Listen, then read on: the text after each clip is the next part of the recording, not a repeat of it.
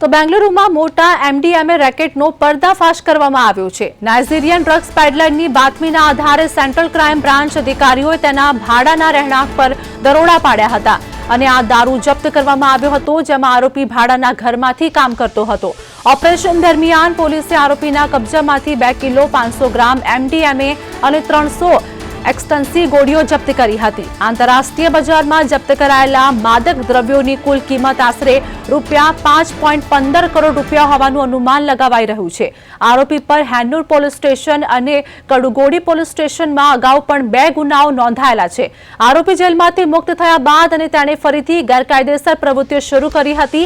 આરોપી વિરુદ્ધ એનડીપીએસ એક્ટની સંબંધિત કલમો હેઠળ કેસ નોંધવામાં આવ્યો છે। તો બેંગલુરુમાં મોટા એમડીએમએ રેકેટનો પર્દાફાશ થયો છે। સંવાદદાતા હિમાંશુ પરમાર અમારી સાથે જોડાઈ ગયા છે। બેંગલુરુમાં મોટા એમડીએમએ રેકેટનો પર્દાફાશ થયો છે અને આ સાથે જ મોટા મુદ્દામાલ પણ જપ્ત કરવામાં આવ્યો। હિમાંશુ, જી ચોક્કસથી જે પ્રમાણે સમાચાર મળી રહ્યા છે તે મુજબ જે અમદાવાદના બેંગ્લોરના જે મોટા એમડીએમએ રેકેટનો જે પર્દાફાશ છે તે કરવામાં આવ્યો છે, જેની કિંમત અંદાજિત ₹5.15 કરોડનું જે ડ્રગ્સ છે તે જપ્ત કરવામાં આવી છે। સાથે સાથે જે નાઇજીરિયન જે ડ્રગ્સ પેડલર છે તેની બાતમીના આધારે ધરપકડ કરવામાં આવી હતી અને જેમાં સેન્ટ્રલ ક્રાઇમ બ્રાન્ચના જે અધિકારીઓ છે તેમને બાતમી મળી હતી અને તે દરમિયાન તેના ભાડાના રહેઠાણ પર દરોડા પાડવામાં આવ્યા હતા। તે દરમિયાન જે દારૂ સહિત જે માદક દ્રવ્યો હતા તે જપ્ત કરવામાં આવ્યા છે, જેમાં એન્ટી નાર્કોટિક્સ વિંગે એમડીએમએ અને એક્સેસ્ટિક ગોળીઓના જે ગેરકાયદેસર વેચાણમાં સંડોવાયેલા જે રેકેટ છે તેનો પર્દાફાશ કરવામાં આવ્યો છે। મોનેકો લાલુ વિસ્તારમાંથી એક વિદેશી નાગરિક